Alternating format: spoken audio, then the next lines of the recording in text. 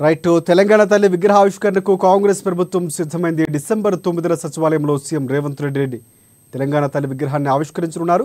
బంగారు రంగు అంచుతో ఉన్న ఆకుపచ్చని చీర, ఎడమ చేతిలో వరి కంకి, మొక్కజొన్న కంకి, సజ్జ కంకి, చేతికి మెడలో తీగ, ఆకుపచ్చ గాజులు పోరాట స్ఫూర్తిని తెలిపేలా పిడికెలతో తెలంగాణ తల్లి కొత్త విగ్రహ చూడముచ్చటగా కనిపిస్తోంది.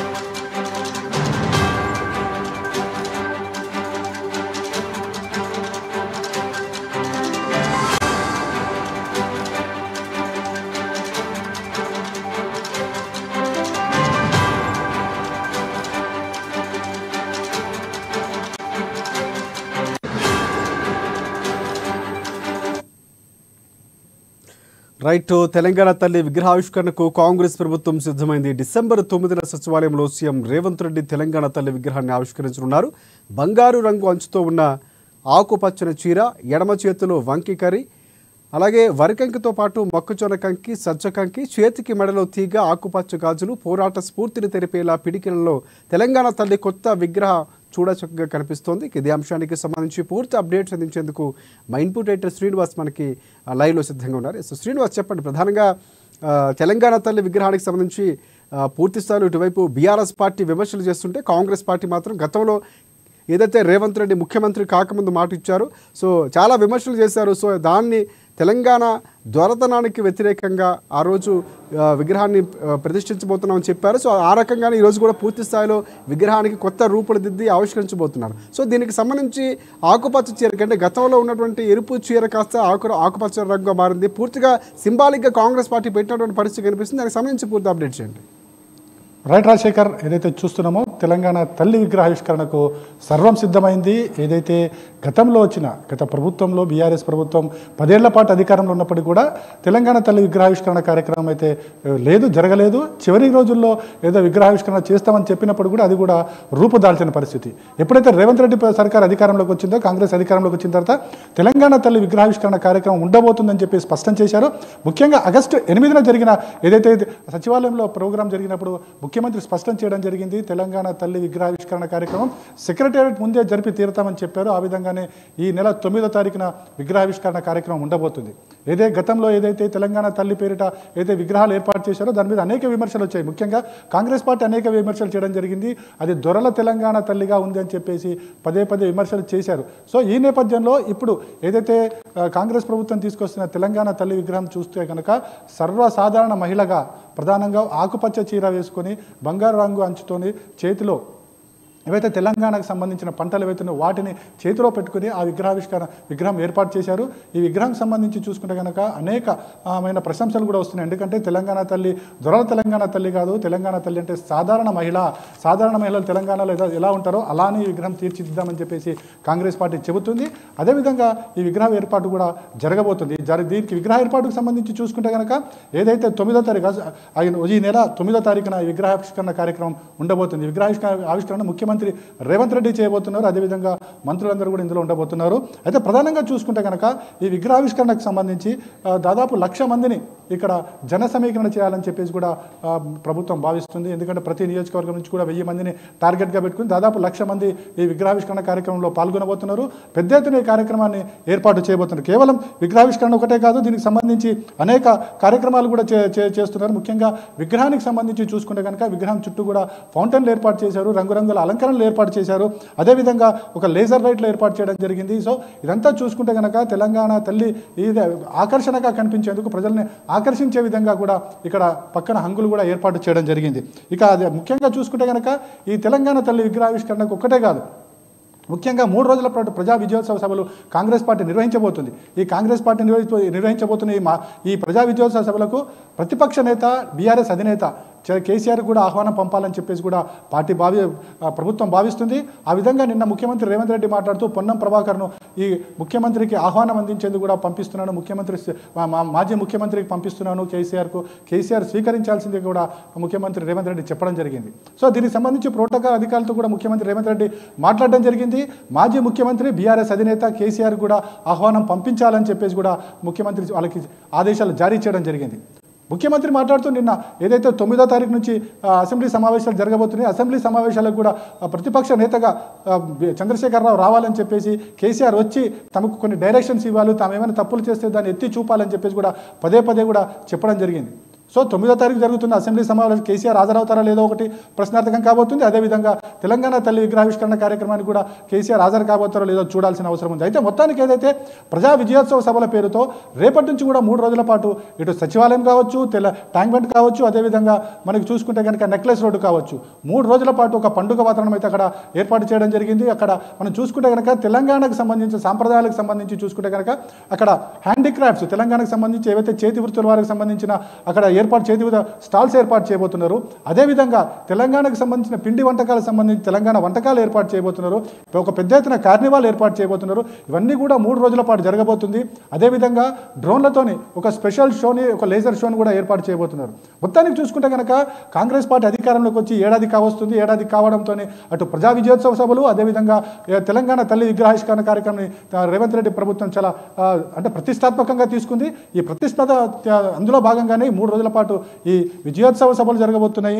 అదేవిధంగా మనకి తెలంగాణ తల్లి విగ్రహావిష్కరణ కార్యక్రమం కూడా జరగబోతుంది. రాజశేఖర్ రైట్. ఇంకోటి ప్రధానంగా అంటే బీఆర్ఎస్ పార్టీ కానీ ఆరోపిస్తున్నటువంటి అంశం బతుకమ్మ తెలంగాణ సంస్కృతికి చిహ్నం. సో అలాంటి చిహ్నాన్ని ఎక్కడా కూడా దూరం చేసే ప్రయత్నం చేశారు. గతానికి ఇప్పటికీ మార్పులు చేసిన నేపథ్యంలో బతుకమ్మ చిహ్నాన్ని ఆ గుర్తుని చెరిపేసే ప్రయత్నం చేశారు.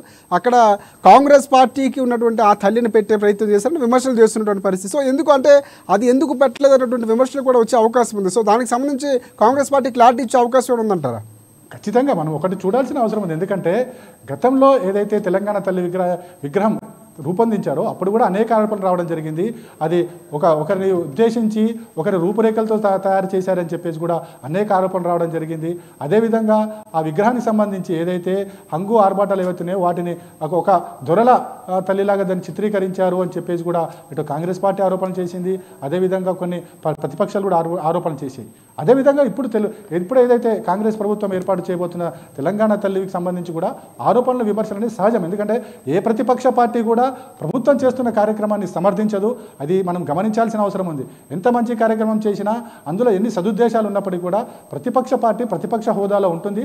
అదేవిధంగా విమర్శలు కూడా చేస్తుంది. ప్రస్తుతం కాంగ్రెస్ పార్టీ చెప్తున్నది అదే, తాము ఎక్కడా కూడా బతుకమ్మని కించపరచలేదు, అదేవిధంగా తెలంగాణ తల్లిని కించపరచలేదు. తాము తెలంగాణ తల్లి ఏ విధంగా ఉంటుంది అనే దాని మీదనే తాము ఈ విగ్రహాన్ని రూపొందించడం జరిగింది. తెలంగాణ తల్లి అంటే ఒక సాధారణ తెలంగాణ మహిళ ఏ విధంగా ఉంటుందో ఆ విధంగానే విగ్రహావిష్కరణ జరిగింది.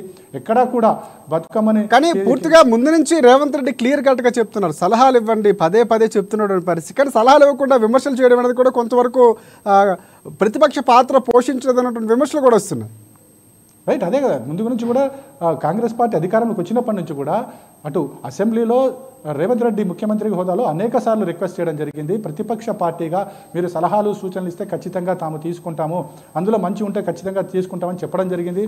అందుకోసమే నిన్న రేవంత్ రెడ్డి మాట్లాడుతూ ఏదైతే ప్రతిపక్ష నేతగా కేసీఆర్ అక్కడ ఆ పార్టీ ఆ హోదా నిర్వహిస్తున్నారు, ఆ హోదా నిర్వహించిన తర్వాత కేవలం ఒక్కరోజు మాత్రమే అసెంబ్లీకి రావడం జరిగింది. ఆ తర్వాత ఎక్కడ కూడా అసెంబ్లీలో అడుగు పెట్టలేదు. ఒక ప్రతిపక్ష పార్టీగా మాజీ ముఖ్యమంత్రిగా ఆయనకున్న అనుభవాన్ని తమకు చెబితే అందులో పాలనలో ఏమైనా లోటుపాట్లు ఉంటే తాము ఖచ్చితంగా సరిదిద్దుకుంటామని చెప్పేసి పదే చెప్పడం జరిగింది. అయినప్పటికీ కూడా ఎక్కడ కూడా బీఆర్ఎస్ నేతలు కావచ్చు, ఆ మాజీ ముఖ్యమంత్రి బీఆర్ఎస్ అధినేత కేసీఆర్ కావచ్చు, ఎక్కడ స్పందించిన దాఖలాలు. కేవలం చివరి క్షణంలో విగ్రహావిష్కరణ కార్యక్రమంలో చివరి క్షణంలో వచ్చిన తర్వాత ఇప్పుడు అన్నీ కూడా ఆరోపణ చేయడం అనేది కరెక్ట్ కాదని చెప్పేసి కూడా విశ్లేషకులు భావిస్తున్నారు.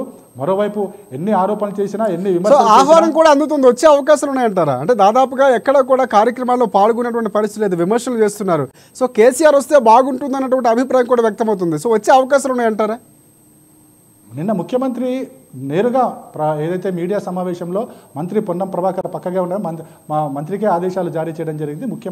మాజీ ముఖ్యమంత్రి కేసీఆర్కు వెళ్ళి ఆహ్వానం అందించాలి, తానే స్వయంగా అందించాలని చెప్పారు. ఈరోజు అధికారులతో రివ్యూ చేస్తూ కూడా అధికారులకి ప్రోటోకాల్ ఆదేశాలు ఇస్తూ కూడా మాజీ ముఖ్యమంత్రి కేసీఆర్కు ఖచ్చితంగా ఆహ్వానం పంపాలి, మంత్రి పొన్నం ప్రభాకర్ నేరుగా వెళ్ళి పంపించాలని చెప్పారు. అదేవిధంగా కేసీఆర్ కూడా విజ్ఞప్తి చేయడం జరిగింది, ఎవరైతే అధికారులు కావచ్చు మంత్రి కావచ్చు ఆహ్వానం ఇస్తున్నారో ఆహ్వానాన్ని స్వీకరించి ఏదైతే కార్యక్రమం చేపట్టామో ఆ కార్యక్రమం రావాల్సింది కూడా ఆహ్వానం అయితే పంపించారు.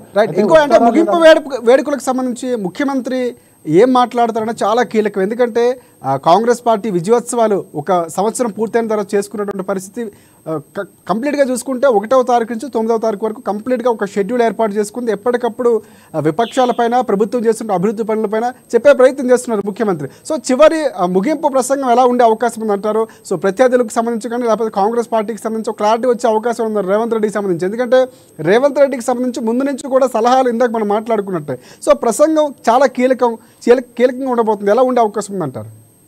ఒకటి, మనకి 9వ తారీఖు నుంచి అసెంబ్లీ సమావేశాలు కూడా ప్రారంభం కాబోతున్నాయి కాబట్టి ముఖ్యమంత్రి హోదాలో ఏం మాట్లాడతారని ఇప్పుడే చెప్పలేం. కానీ ఒకటి మాత్రం నిజం, ఏదైతే గత ఏడాది కాలంలో ఏదైతే కాంగ్రెస్ పార్టీ అధికారంలోకి వచ్చిన తర్వాత ప్రజలకు ఇచ్చిన హామీలు, ముఖ్యంగా 6 గ్యారెంటీల విషయంలో ఏవైతే చెప్పారో అవన్నీ కూడా చేసి చూపించామని చెప్పేసి పదే ముఖ్యమంత్రి చెప్తున్నారు, మంత్రులు చెప్తున్నారు. అదేవిధంగా చెప్పని కూడా చేస్తాం. ముఖ్యంగా ఏదైతే మహిళలకు సంబంధించి కావచ్చు, అదేవిధంగా ప్రజా సంక్షేమ కార్యక్రమాలకు సంబంధించి కావచ్చు, ఎట్టి పరిస్థితులు కూడా వెనకడుగు వేసేది లేదు. ఖచ్చితంగా ఏదైతే ఎన్నికల సందర్భంగా తాము ఏదైతే హామీలు ఇచ్చామో అవన్నీ కూడా చేసి చూపిస్తాం, ప్రజలకు అందిస్తామని చెప్పేసి కూడా రేవంత్ రెడ్డి ప్రభుత్వం చెబుతుంది. అదే మరోవైపు చూసుకుంటే కనుక ప్రతిపక్ష పార్టీలు అటు బీజేపీ కావచ్చు బీఆర్ఎస్ కావచ్చు ఏదైతే తాము పోషించాల్సిన ప్రతిపక్ష పార్టీ హోదాలను ఎక్కడ కూడా వాళ్ళు విస్మరిస్తున్నారు, అసెంబ్లీకి రావడం లేదు. అసెంబ్లీకి వచ్చినా కూడా ప్రజా సంక్షేమానికి సంబంధించి కావచ్చు, ప్రజలకు సంబంధించిన సమస్యలు కావచ్చు వాటిని ప్రస్తావించడం లేదు. కేవలం వ్యక్తిగత దూషణలు అదేవిధంగా పార్టీలకు సంబంధించిన అంశాలు మాత్రమే మాట్లాడుతున్నారు తప్ప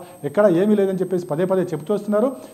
ఏదైతే 9వ తారీఖు జరగబోయే విగ్రహావిష్కరణ కార్యక్రమంలో కూడా వీటన్నిటిని కూడా గత ఏడాదిగా కాంగ్రెస్ పార్టీ చేసిన అభివృద్ధి కార్యక్రమాలు కావచ్చు, సంక్షేమ కార్యక్రమాలు కావచ్చు, అవన్నీ కూడా మా ప్రజల ముందు ఉంచే అవకాశం ఉంది. అదేవిధంగా ప్రతిపక్ష పార్టీలు ఎట్లా ఫెయిల్ అయ్యాయి, ఎందుకు ప్రభుత్వం నిలదీయలేకపోతున్నాయి, అదేవిధంగా ప్రభుత్వంలో ఏమైనా లోపాలు ఎందుకు చెప్పలేకపోతున్న అంశాలన్నీ కూడా ప్రస్తావించే అవకాశం ఉంది. మొత్తానికైతే ఏడాది పాలనలో కాంగ్రెస్ పార్టీ సాధించిన విజయాలన్నీ కూడా ప్రజల ముందు పెట్టబోతున్నారని మాత్రం ఇక్కడ స్పష్టంగా మనకు తెలుస్తుంది. Rajasekhar. Right. Thanks for updates Srinivas.